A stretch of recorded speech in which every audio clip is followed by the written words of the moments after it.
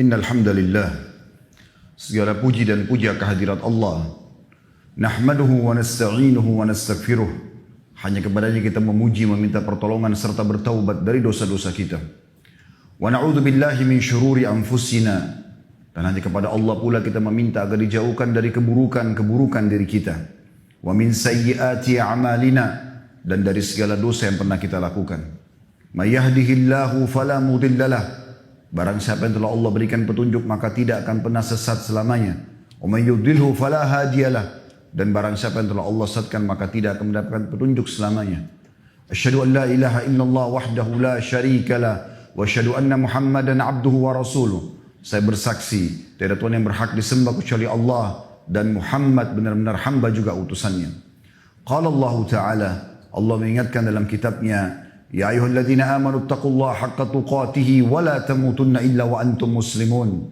Hai sekalian orang-orang yang beriman, bertakwalah, hanya patuh dan tunduklah kepada satu-satunya pencipta segala sesuatunya, baik di langit, di bumi, di kedalaman lautan, terjangkau atau tidak terjangkau oleh mata kita, yaitu Allah Subhanahu wa taala. Sebenar-benar patuh dan tunduk, dan jangan kalian meninggal dunia kecuali dalam keadaan Islam.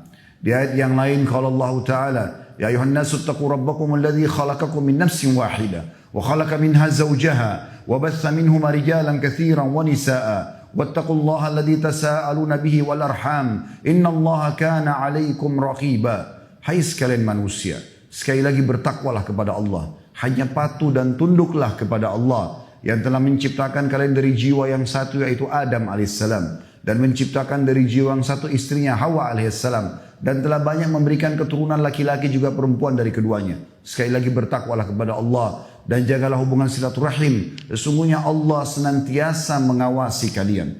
Di ayat yang ketiga qala Allah Ta'ala, Ya ayyuhalladzina amanu taqullaha wa qulu qawlan sadida yuslih lakum a'malakum wa yaghfir lakum dhunubakum wa may yuti'illaha wa rasulahu faqad faza fawzan 'azima. Hai sekalian orang-orang yang beriman, sekali lagi bertakwalah, hanya patuh dan tunduklah kepada Allah dan ucapkan kalimat yang benar, jujur, niscaya Dia akan memperbaiki amal-amal perbuatan kalian, mengampuni dosa-dosa kalian. Barang siapa yang mentaati Allah dan Rasulnya, maka dia telah mendapatkan kemenangan yang besar.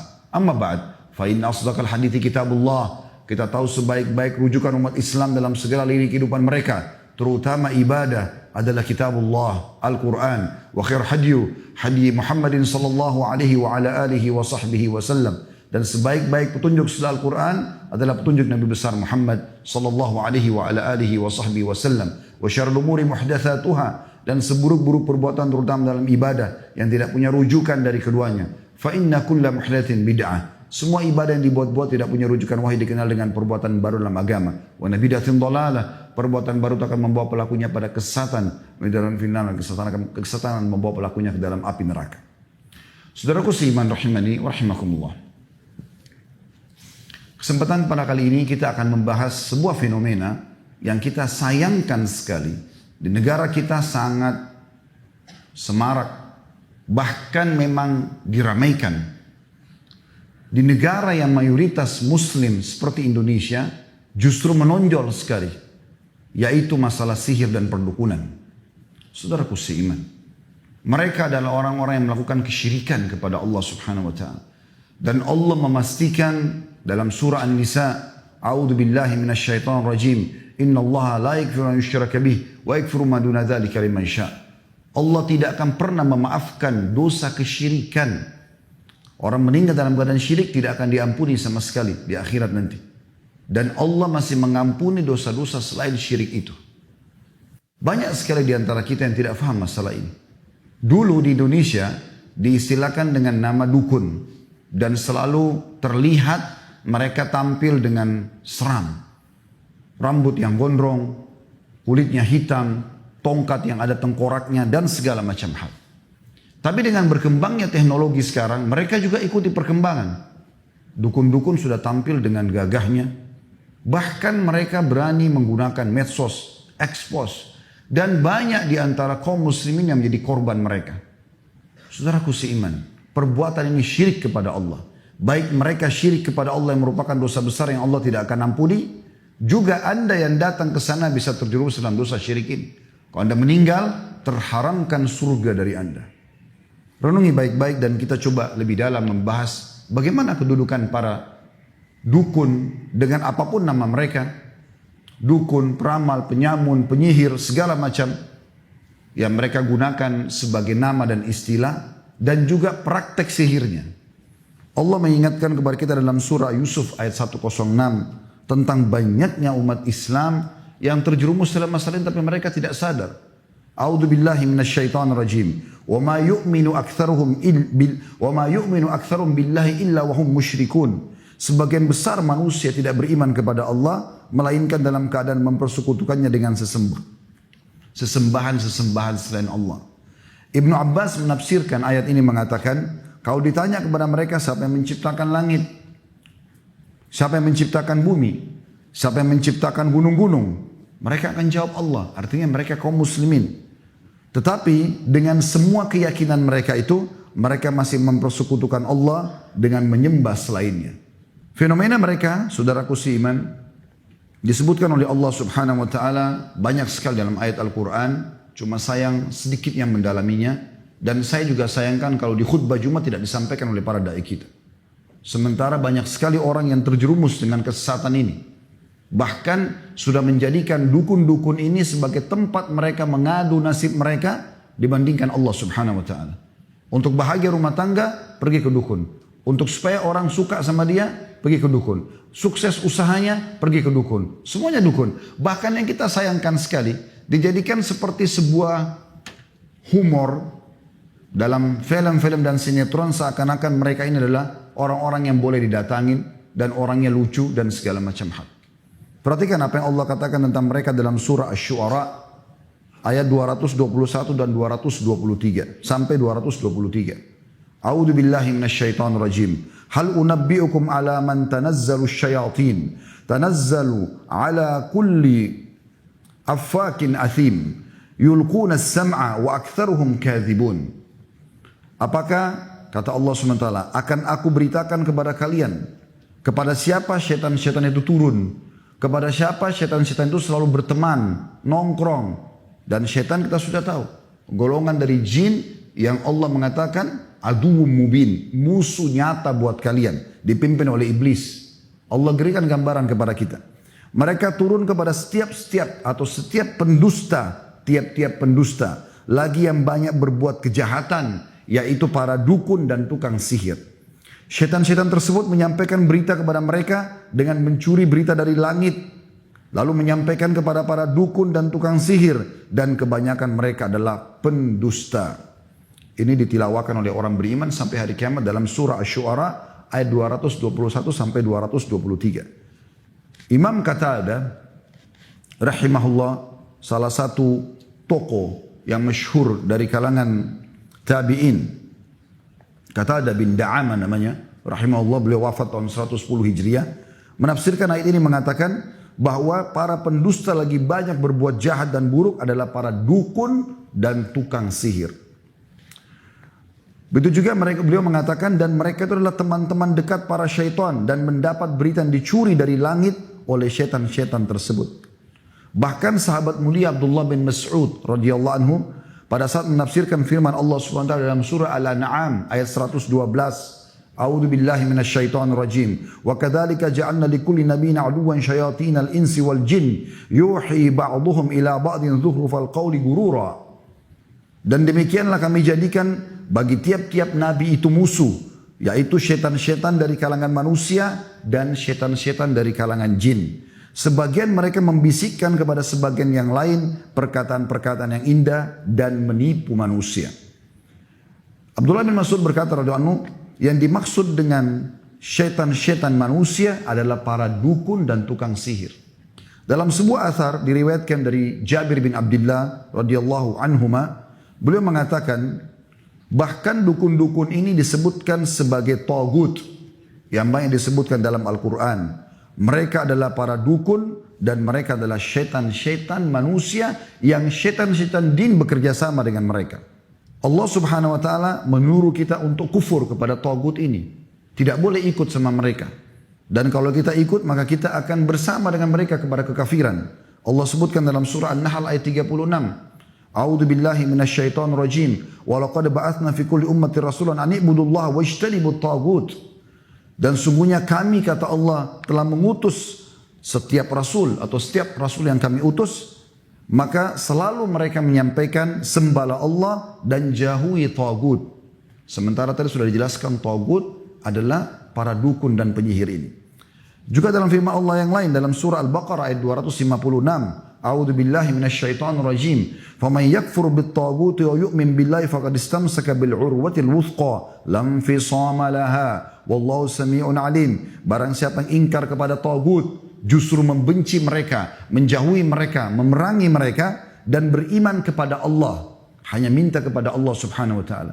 Ingin bahagia rumah tangga, jangan lintas alam. Di alam kita saja manusia.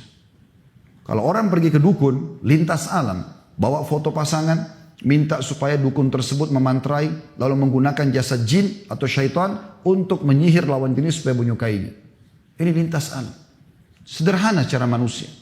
Saya bermuamalah dengan baik dengan istri, tatapan mata yang syahdu, ucapan yang santun, zaman ramah yang, tangan yang ramah, kemudian saya royal dan loyal dengan dia jatuh cinta, selesai. Itu alam manusia. Saya mau usaha saya maju, tidak perlu saya pergi ke dukun untuk minta kris, minta kuningan, minta koin yang tidak masuk akal. Dengan syarat-syarat lebih tidak masuk akal lagi.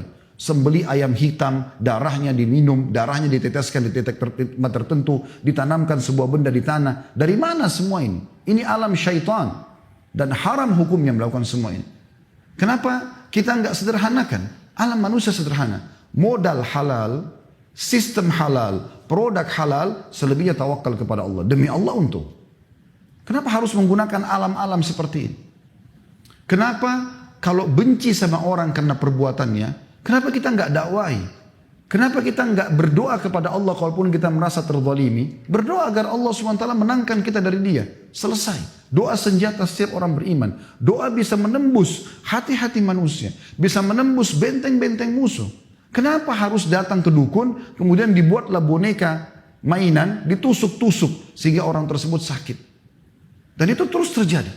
Dan subhanallah, tanpa mereka sadari, mereka beriman dan bermuamalah dengan para tagut yang Allah perintahkan kita untuk supaya kufur kepada mereka. Kenapa harus lintas alam, saudaraku seiman? Apalagi Anda yang sudah berpendidikan. Yang kita herankan, orang-orang yang sudah tinggi pendidikannya justru juga masih percaya dengan seperti ini. Dan subhanallah, orang yang sudah pernah ke dukun, teman-teman sekalian, dia akan terus ketagihan. Karena kalau dia ke dukun tanpa dia sadari, yang pertama disihir dia justru. Karena si dukun-dukun ini mau supaya mereka ini terikat menjadi pasien rutinnya. Ini akan ada umurnya, sekian lama kamu harus bayar. Kalau dia minta sesuatu, maka dia harus kembali lagi sekian bulan dan seterusnya. Bahkan ada praktisi berbahasa menyampaikan kepada saya sendiri. Ini seperti SIM, dia bilang sama saya begitu. Kenapa seperti SIM? Maksudnya apa Pak? Iya, ini harus diperbaharui dan berpanjang. Kalau enggak berlaku lagi sihirnya. Kenapa kita begitu bodoh membeli sebuah kertas, membeli sebuah kris, puluhan juta, ratusan juta. Kenapa untuk dapat jabatan harus pergi ke orang-orang bodoh ini? Kenapa enggak sujud kepada Allah? Kenapa enggak berdoa di sholat malam? Mana kita dari ajaran baginda Nabi SAW? Kenapa praktek ini dibiarkan? Hadis-hadis sahih melarang kita masalah itu. Dua buah hadis yang mulia. Kata Nabi SAW, siapa yang mendatangi dukun, peramal, penyamun, penyihir, bertanya. Sebuah riwayat mengatakan belum percaya. Baru tanya, iseng. Coba terka tangan saya, coba terka nasib saya, coba buat istri saya suka, coba buat suami saya suka, coba usaha saya maju, coba supaya laris dagangan saya, dan segala macam hal. Maka tidak diterima sholatnya 40 hari. 40 hari yang lalu sudah dikerjakan hilang semua. Sekali ke dukun, 2 kali ke dukun, 3 kali ke dukun. Begitu beratnya perbuatan ini, 1 kali bertanya pada mereka saja, meramal nasib atau apapun sifatnya, 40 hari sholat kita ini luar biasa, bukan main-main. Hilang begitu saja. Hadis yang lain, dan ini orang kalau beriman teman-teman dan punya akal sehat, ya, itu pasti tidak mau menyanyiakan sholatnya. Sholat gak gampang. Anda hadir Jumat seperti ini bukan hal yang ringan teman-teman sekalian. Mahal sekali nilainya. Tapi bisa hilang 40 hari termasuk Jumatnya hanya dengan sekali ke orang bodoh ini. Sayang sekali. Setelah mereka banyak dihukum di tengah-tengah masyarakat kita. Sampai dibakar hidup-hidup karena banyak masyarakat sudah tahu keburukan mereka. Kemudian mereka ganti nama tidak tanggung-tanggung. Orang pintar. Orang pintar dari mana ini? Ini orang bodoh, bukan orang pintar. Orang yang minta kepada jin. Teman-teman coba renungi baik-baik. Kenapa Allah tidak mengutus rasul satupun dari para jin? Kenapa tidak ada dari jin? Gak ada. 124 ribu nabi, diantaranya 313 rasul, semua dari manusia. Karena manusia itu fi ahsani takwim. Kita ini yang terbaik. Jin itu cuma ikut sama kita sebenarnya. Bagaimana Anda yang sudah kuliah, kemudian belajar dengan anak SD? Masuk akal gak sih? Gak masuk akal. Makanya jin-jin itu suruh hal-hal yang tidak masuk akal. Makan kotorannya sendiri. Merusak segala macam hal yang tidak masuk akal. Minum darah, taruh ini, taruh itu dan segala macam hal. Dalam majelis Syekh Utsaimin rahimahullah. Seorang ulama di Saudi. Ada satu orang datang dengan temannya. Temannya ini kebetulan punya ilmu kebal. Diberikan sebuah jimat oleh seorang dukun. Kemudian temannya ini yang mukmin ini mengatakan, Syekh, ini teman saya punya ilmu kebal. Kata syekhnya, sebentar, kita berhentikan dulu majelis. Apa benar kau punya ilmu kebal? Dia mengatakan, iya Syekh. Kemudian kata syekhnya, saya tahu kau diletakkan sesuatu di tubuhmu, jimat. Dia bilang, iya. Baik, kau mau nggak saya ajak kamu dan disaksikan oleh semua orang di sini untuk buka jimat itu supaya kamu tahu apa isinya. Dia bilang, tapi saya punya syarat, tidak boleh dibuka. Baik, saya coba memberikan kepada kau jaminan dengan izin Allah tidak akan terjadi apa-apa. Apa yang selama ini dukun kamu menakut-nakuti kamu tidak akan terjadi apa-apa. Akhirnya setelah itu dia merasa, oke, baik, dia mau. Dibukalah jimat tersebut, kain, dibuka jahitannya dengan jahitan yang sangat luar biasa. Dibuka, dalamnya ada lagi kain kecil. Dibuka lagi, sampai 5-6 kain kurang lebih. Ternyata di dalamnya teman-teman sekalian, mohon maaf, ini memang kotoran sapi yang sudah kering. Kenapa ini dipakai sebagai jimat? Karena jin atau syaitan yang ditugaskan oleh dukunnya tadi suka dengan bau itu sehingga selalu bersama dengan dia. Untuk apa semua ini? Kenapa kita masuk ke alam seperti ini? Dan akhirnya Syekh memberikan gambaran kepada dia, musnahkan ini, Allah SWT akan jadi penjagamu. Teman-teman, kalau Allah tidak jaga kita, gak usah kita lintas alam seperti itu. Kalau tidak jaga kita, kira-kira kita masih bisa sampai ke sini tadi. Teman-teman yang naik motor, apakah masih bisa aman dengan batu yang terlempar? Kita bisa saja kena setiap saat. Bisa saja tabrakan, bisa saja segala macam terjadi. Tapi Allah menjaga kita. Allah kirim malaikat yang menjaga kita. Kenapa harus jin? Dan mereka ini kufur kepada Allah subhanahu wa ta'ala. Mereka masih di bawah manusia, bukan di atas kita. Manusia paling sempurna ciptaan Allah subhanahu wa ta'ala. Berhenti masalah ini teman-teman sekalian. Jangan dianggap ini fenomena yang biasa. Karena ini kufur kepada Allah subhanahu wa ta'ala. Allah mengatakan tadi dalam Al-Baqarah ayat 256, barang siapa yang ingkar kepada tagut dan beriman kepada Allah, siapa yang ingkar kepada para dukun dan penyihir tersebut, lalu beriman kepada Allah, hanya minta kepada Allah, sesungguhnya dia telah berpegang pada buhul tali yang amat kuat. Dia akan bahagia di dunia, hidupnya tidak akan ada sesuatu yang samar. Di alam manusia tidak ada yang samar, jelas kok. Transaksi kita jelas, semuanya jelas. Akad nikah kita jelas, hubungan biologis jelas, semua jelas kok. Maka dia telah berpegang pada buhul yang sangat kuat dan tidak akan pernah putus, dan Allah maha mendengar lagi maha mengetahui. Bayangkan bagaimana buruknya profil para dukun, penyihir, penyamun dan seterusnya ini teman-teman sekalian. Yang kita sayangkan subhanallah di zaman kita sekarang, bahkan mereka berani masuk di medsos mengadakan pelatihan-pelatihan ilmu santet, merusak hubungan suami istri, merusak rumah tangga orang, menyakiti orang lain, merusak pekerjaan orang lain. Ini semua teman-teman sekalian hal yang haram. Ayat yang paling jelas tentang masalah kekufuran mereka adalah Al-Baqarah 102. Bunyinya a'udzubillahi minasyaitonir rajim. Wattaba'u ma tatlu asyayatin 'ala mulki Sulaiman wa ma kafara Sulaiman walakinna syayatin kafaru yu'allimuna an-nasa as-sihra wa ma unzila 'alal malakaini bi Babil Harut wa Marut wa ma yu'allimani min ahadin hatta yaqula innama nahnu fitnatun fala takfur fayata'allamuna minhuma ma yufarriquna bihi bainal mar'i wa zawji wa ma hum bidarrin bihi min ahadin illa bi idnillah wa yata'allamuna ma yadurruhum wa la yanfa'uhum wa laqad 'alimu laman ishtarahu ma lahu fil akhirati min khalaq wa la bi'sa ma syaraw bihi anfusahum law kanu ya'lamun. Kata Allah Subhanahu wa taala, dan mereka mengikuti apa yang dibaca oleh syaitan-syaitan pada masa kerajaan Sulaiman. Dalam kurung, dan mereka mengatakan bahwa Sulaiman yang mengerjakan sihir. Syaitan-syaitan menyebarkan fitnah itu. Sulaiman tidak mengerjakan sihir, kata Allah. Ya. Hanya syaitan-syaitan itulah yang kafir, kata Allah. Allah memastikan mereka kafir. karena mengerjakan sihir tersebut. Mereka mengajarkan sihir kepada manusia dan apa yang diturunkan kepada dua malaikat di negeri Babil yaitu Harut dan Marut. Sedang keduanya tidak mengajarkan suatu kepada seorang pun sebelum mengatakan sesungguhnya kami hanya cobaan bagimu. Maka janganlah kamu kafir. Maka mereka mempelajari dari kedua malaikat tersebut apa yang dengan sihir itu mereka dapat menceraikan antara suami istri. Dan mereka, para ahli sihir itu tidak memberikan mudarat dengan sihirnya kepada seorang pun kecuali dengan izin Allah. Dan mereka mempelajari sesuatu yang memberi mudarat kepada diri mereka sendiri dan tidak memberi manfaat. Padahal sungguhnya mereka telah meyakini bahwa barang siapa yang menukarkan kitab Allah Al-Quran dengan sihir itu tidak adalah baginya keuntungan di akhirat dan amat jahatlah perbuatan mereka karena menjual diri mereka sendiri dengan sihir karena kalau mereka mengetahuinya. Ayat ini teman-teman dipastikan oleh para ulama jelas tentang kekufuran para penyihir. Disebutkan dalam kitab Zadul Masir jilid 1 halaman 122. Karena banyak hal diantaranya mereka mengaku-ngaku mendengarkan hal yang gaib atau mengetahui hal yang gaib. Ini dusta besar. Karena Allah SWT mengatakan dalam surah An-Naml ayat 65, A'udzubillahi minasyaitonirrajim, Qul la ya'lamu man fis samawati wal ardil ghaiba illallah wa ma yash'uruna ayyana yub'atsun. Katakanlah tidak ada seorang pun di langit dan di bumi yang mengetahui perkara yang gaib kecuali Allah dan mereka tidak mengetahui bila mana mereka akan dibangkitkan. Nabi Muhammad SAW, apakah anda imani dia sebagai? Kalau tidak, percuma anda hadir di sini. Beliau adalah manusia mulia, pemimpin anak Adam sallallahu alaihi wasallam. Beliau sendiri menyatakan tidak tahu yang gaib. Kalau datang beberapa orang sahabat bertanya agama, beliau tidak tahu, beliau diam. Tunggu wahyu datang, baru beliau sampaikan. Sampai pernah ada seorang munafik hadir bersama Nabi SAW dalam satu perjalanan peperangan. Kemudian Nabi SAW kehilangan untanya. Setelah itu pemilik kemah, kebetulan Nabi SAW berada di sebuah kemah, ada seorang Ansar hadir di kemah itu, dia memiliki kemah di sebelah kemah Nabi SAW. Di kemah itu ada orang munafik.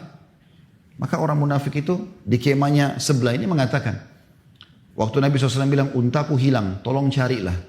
Dia menyebarkan isu, dia mengatakan, ini kayak mengaku sebagai Nabi. Masa untanya aja hilang dia nggak tahu? Memang munafik selalu begitu. Memanaskan suasana supaya orang ragu dengan risalah dan wahyu ini. Maka yang terjadi teman-teman sekalian, Nabi SAW bilang di kemahnya, turun wahyu menyampaikan kepada beliau.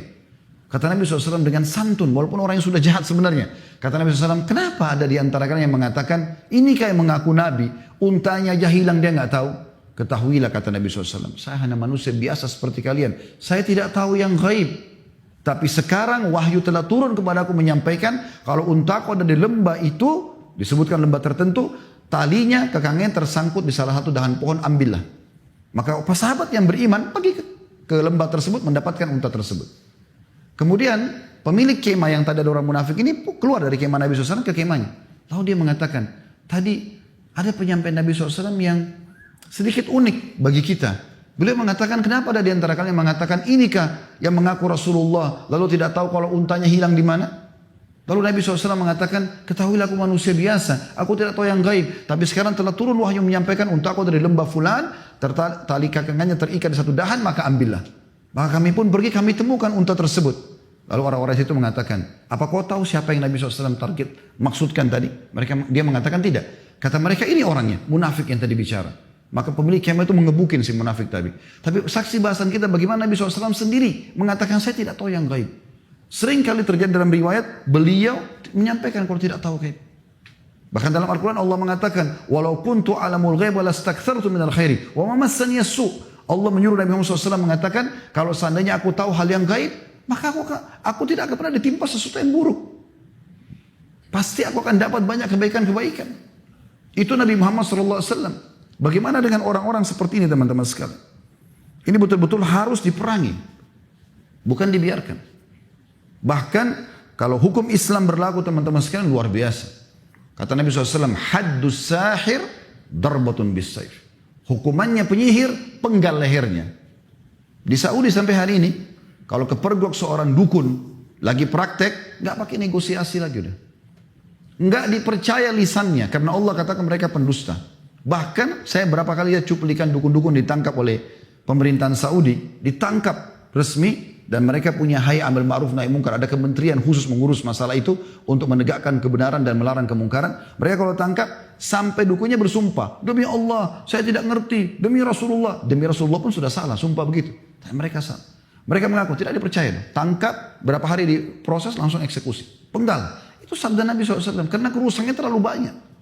Banyak rumah tangga orang rusak gara-gara penyihirin.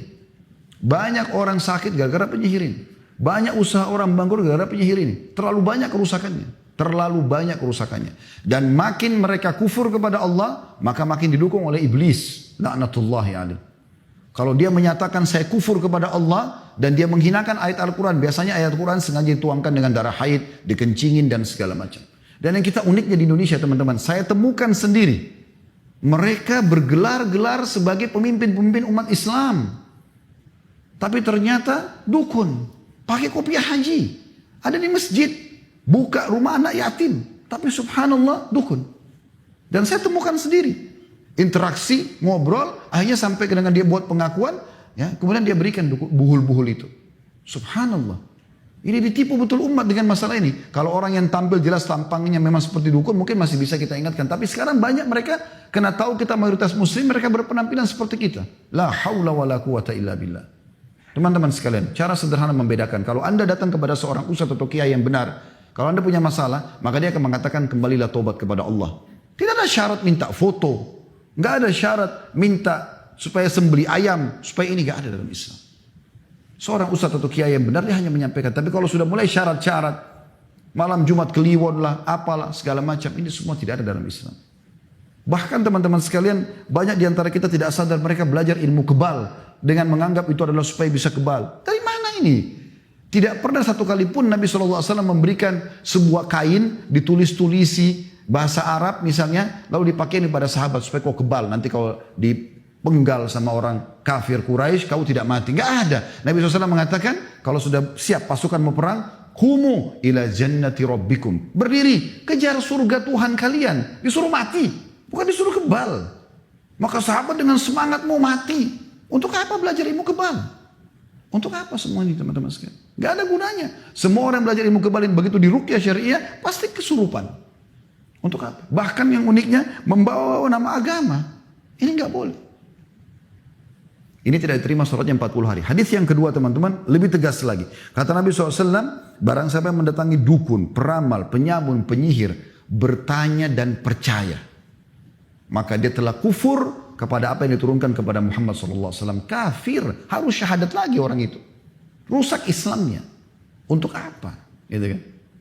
Tapi kan Ustaz, kadang-kadang kami kalau datang ke sana, dia tahu keadaan kami. Jangan ditipu teman-teman sekalian. Anda punya korin, pendamping dari syaitan. Dia di tempat prakteknya taruh banyak syaitan-syaitan itu. Kalau anda ngerti bahasa Arab bisa nonton di YouTube sebenarnya banyak sekali cuplikan dukun-dukun yang ketangkap di Saudi. Mereka bilang kalau pas ketangkap, kok bisa kau tangkap saya? Saya sudah sebar sekian banyak jin, dukun, banyak syaitan, gitu kan? Ada di antara mereka yang ketangkap lagi di masjid, dia mau nipu orang, tapi ketahuan dukun, dan disuruh keluar, diinterogasi akhirnya terbukti dia adalah dukun. Mereka nyebarin itu. Jadi korin antum kerjasama sama dukun-dukun, jin-jin, apa syaitan-syaitan yang ditelatkan sama dia. Jadi pada saat masuk dia langsung mendebak. Oh kamu ada masalah rumah tangga ya. Oh kamu ada lagi sakit ini. Tapi informasi itu dari situ. Informasi gaib ini teman-teman yang mereka miliki adalah informasi yang anda harus tahu ini. Yang dicuri dari langit. Dalam sebuah hadis yang sahih riwayat Bukhari. Pernah Nabi SAW melihat ada meteor jatuh. Lalu beliau bertanya kepada para sahabat. Apa yang kalian bilang jahiliyah dengan ini? Kata mereka, kami yakin pada saat itu ya Rasulullah, pada saat meteor lewat ada orang terkenal yang mati atau ada orang yang akan jadi tokoh baru lahir. Kata Nabi SAW, bukan seperti itu.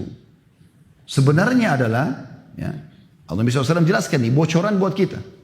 Kalau Tuhan kita Allah Subhanahu Wa Taala menentukan sebuah keputusan, misalnya esok hari akan terjadi apa, maka pemikul arsy Allah, malaikat 8 itu bertakbir. Maka yang di langit ke-7 semua malaikat bertakbir. Yang langit ke-6 semua bertakbir. Mendengar itu. Langit ke-5 bertakbir. Sampai langit pertama yang di atas kepala kita ini. Yang dikenal dengan sama'id dunia. Semua bertakbir. Lalu malaikat bertanya kepada pemikul arsh. Apa keputusan Tuhan kita? Lalu kemudian disampaikanlah semua. Termasuk siapa yang akan bertugas dari malaikat-malaikat ini. Kata Nabi SAW, lalu syaitan-syaitan itu bersusun-susun. Nabi SAW berikan gambaran telapak tangan beliau ditumpuk satu sama yang lain. Terus sampai ke langit. Dan mereka berusaha mencuri informasi dari langit itu. Siapa yang akan mati, siapa yang akan sakit, siapa yang ini segala macam. Itu dapat informasi dari langit. Kita orang beriman sudah yakin ada malaikat dan Allah memang menentukan takdirnya kok. Itu dibongkar oleh Nabi SAW. Maka para malaikat menunggu mereka dengan panah-panah api. Bintang-bintang. Jadi meteor itu adalah serpian bintang yang digunakan malaikat untuk memanah setan-setan tersebut. Maka banyak di antara mereka yang mati terbakar, sebagian mereka lolos. Lalu mereka membisikkan kepada teman-teman mereka daripada dukun dan peramal apa yang akan terjadi, dan ketahuilah mereka ikutkan semua itu dengan 100 kedustaan. Jadi dukun sebenarnya kalau faham hadis ini pun sadar dia sedang ditipu oleh jinnya itu. Jangan Anda pikir setiap dia praktik dia berhasil. Tidak sama sekali. Saya lihat cuplikan sendiri seorang dukun, itu kalau dia mau panggil syaitannya, dia harus pakai baju merah, dia pegang pecut, dan dia harus cambuk dirinya sampai berdarah. Baru kemudian begitu. Kalau awal Anda mau praktekkan, Anda pergi bersemedi di sebuah gunung, di gua, di pinggir pantai, awal mau praktekkan itu, maka syaitan semua tidak berani mendekati Anda. Karena syaitan tahu, ini manusia, dia khalifah di muka bumi. Tahu makna khalifah? Kita ini pemimpin teman-teman. Allah bilang tentang Nabi Adam kan, Inni ja'ilun fil ardi khalifah. Saya ciptakan pemimpin di muka bumi. Kita pemimpin. Begitu manusia diturunkan di muka bumi ini gak ada lagi. Tahu kenapa iblis tidak mau sujud kepada Adam? Karena dia dulu mau mengkandidatkan diri sebagai pemimpin di bumi. Tapi begitu Allah ciptakan Adam dan dia sempat naik ke langit. Dan dia bersama malaikat melihat itu. Dia tahu gak ada lagi peluang buat dia. Maka dia tidak mau sujud kepada Adam. Dan dia berjanji akan membenci Adam alaihissalam. Semua keturunannya akan disesatkan. Dengan janji dia tentunya. Maka teman-teman sekalian, dipanahlah mereka-mereka ini dan mereka kembali menyampaikan informasi dusta kepada para dukun-dukun tersebut. Informasi langit semua itu. Kita sebenarnya tidak perlu semua ini. Kenapa harus melakukan perbuatan seperti ini? Dan itu disebutkan dalam hadits Bukhari tentang masalah tersebut.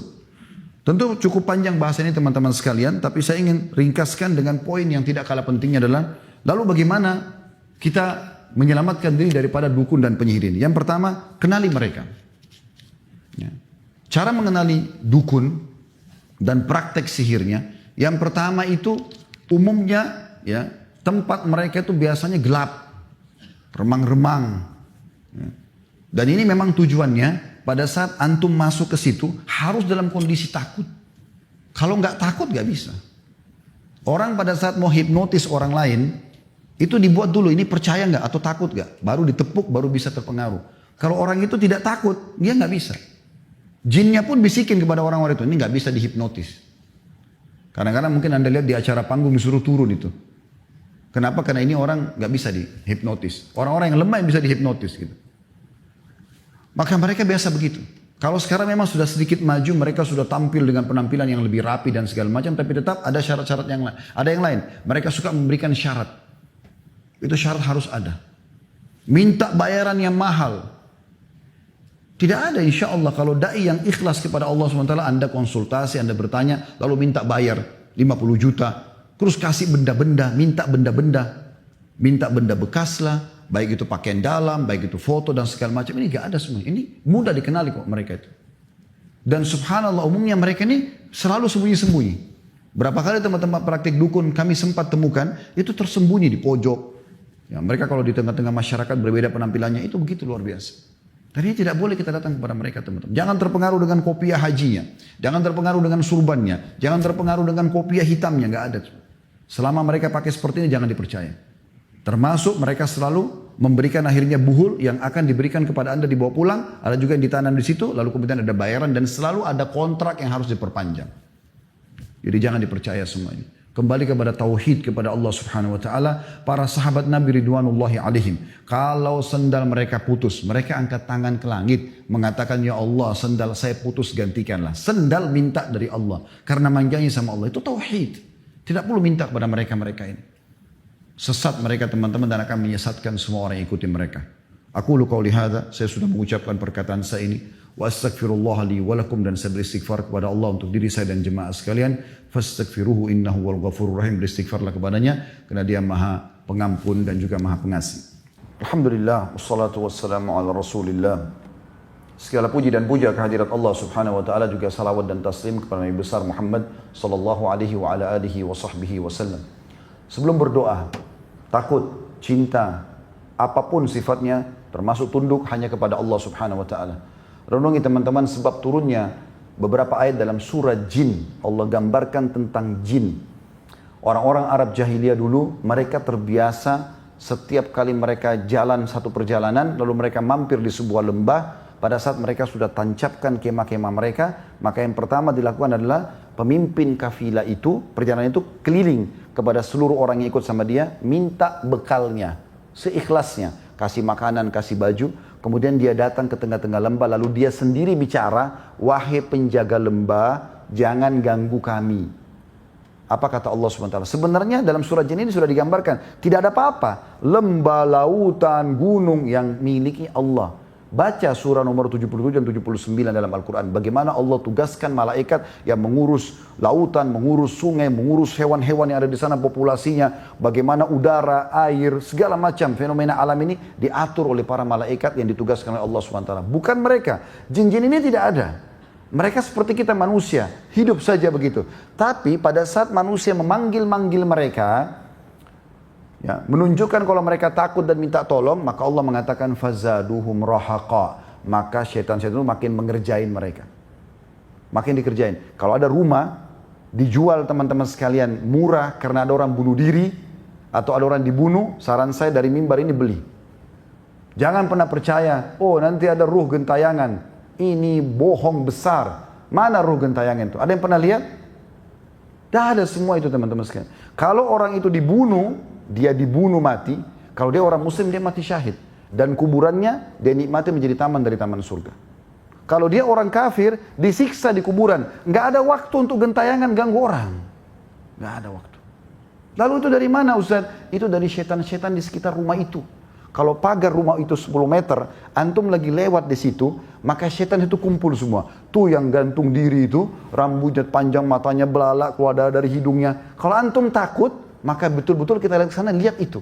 Tapi kalau ada teman sebelah kita yang tidak takut, kamu lihat gak? Dia bilang tidak. Karena dia nggak takut. Makin banyak orang takut, maka makin jadi itu. Seperti di perkampungan kita sering begitu. Oh jangan lewat di sungai itu kalau malam-malam. Nanti ada nenek-nenek. Atau nanti ada buaya kepalanya manusia lah, kuda kepalanya manusia. Ini khurafat dari mana ini? Kenapa harus dibiarkan semua ini? Bohong. Demi Allah teman-teman, antum lewat di kuburan malam hari, mau berenang malam hari di lautan, di sungai, gak ada masalahnya. Kecuali yang memang fitrah, ada buaya, ada apa segala macam. Itu pun antum kalau baca, a'udzu bikalimatillahi tammat min syarri ma khalaq, dan beberapa doa yang lain, antum akan selamat karena penciptanya semua itu adalah Allah SWT. Kembali kepada tauhid yang benar, kita akan aman dalam hidup kita insyaallah. Mari kita hadirkan hati dan pikiran kita untuk berdoa kepada Allah Subhanahu wa taala, semoga Allah ijabah doa kita. Alhamdulillah, kami memuji-Mu ya Allah sebagaimana Engkau layak dipuji sebagai pencipta. Dan kami mengucapkan salam hormat kami kepada utusan-Mu Nabi besar Muhammad sallallahu alaihi wa ala alihi wa sahbihi wasallam sebagaimana Engkau telah mengucapkan salam hormat kepadanya, dan juga agar ini menjadi tambahan pahala buat kami. Ya Allah, kami tidak berkumpul di tempat yang mulia ini, salah satu dari rumah-rumah-Mu, kecuali hanya untuk menjalankan perintah dan kewajiban yang telah Engkau bebankan kepada kami. Maka terimalah pahala Jumat ini dengan pahala yang lengkap, dan terimalah seluruh amal soleh yang pernah kami haturkan kepadamu, yang sudah kami lakukan, yang sedang kami lakukan, dan akan kami lakukan sampai menjelang ajal datang nanti. Ya Allah, maafkanlah semua kesalahan kami, kesalahan kedua orang tua kami, seluruh kerabat kami, seluruh muslimin dan muslimat, mukminin dan mukminat yang hidup dan juga yang sudah meninggal. Ya Allah, jadikan negara kami Indonesia negara yang aman, tentram, damai. Seluruh umat Islam di bawah naungan ukhuwah Islamiyah. Angkat perselisihan di antara mereka. Karuniakanlah kami pemimpin yang baik, yang beriman kepadamu. Dan juga ya Allah, mudahkanlah agar kami semua tunduk dan patuh kepadamu. Selamatkan umat ini dari seluruh sihir, perdukunan, agar Engkau mengembalikan kami kepada tauhid-Mu ya Allah. Ya Allah, tolonglah saudara-saudara kami di Palestina, di Syria, di Yaman, di Irak, di Myanmar, di Ahsa, dimanapun mereka yang sedang tertindas. Ikhlaskan niat mereka. Terima terima para syuhada mereka, muliakan Islam di tangan mereka dan tangan kami semua, dan ikut sertakan kami bersama mereka di pahala baik dengan doa, dengan harta juga dengan jiwa kami. Dan ya Allah, Rabbana atina fid dunya hasanah, berikanlah kami semua kebaikan di dunia ini, wa fil akhirati hasanah, dan semua kebaikan di akhirat nanti, wa qina adzabannar, selamatkan kami dari api neraka, wa adkhilnal jannata ma'al abrar, masukkanlah kami ke dalam surga bersama orang-orang yang patuh, ya azizu ya ghaffar, wahai zat yang maha mulia dan maha pengampun, ya rabbal alamin, Tuhan alam semesta. Wa sallallahu nabiyana Muhammadin walhamdulillahi rabbil alamin. Inna Allah ya'mur bil adli wal ihsan. Sadarilah teman-teman, Allah selalu menyuruh kita berbuat kebaikan dan keadilan. Wa yanha 'anil fahsya'i wal munkari wal baghi. Dan Allah larang perbuatan keji, perbuatan maksiat. Ya'idukum la'allakum tadhakkarun. Itu peringatan dari Allah, maka jadikan sebagai prinsip hidup kalian. Fadhkurullahal 'azim yadhkurkum. Ingat selalu Allah, Allah akan ingat kepada kalian. Washkuru 'ala ni'mati yazidkum. Syukuri nikmat jadi pasti akan tambah. Wa dzikrullahi akbar. Mengingat Allah adalah amal yang paling besar. Wa aqimis shalah, dan dirikanlah salat.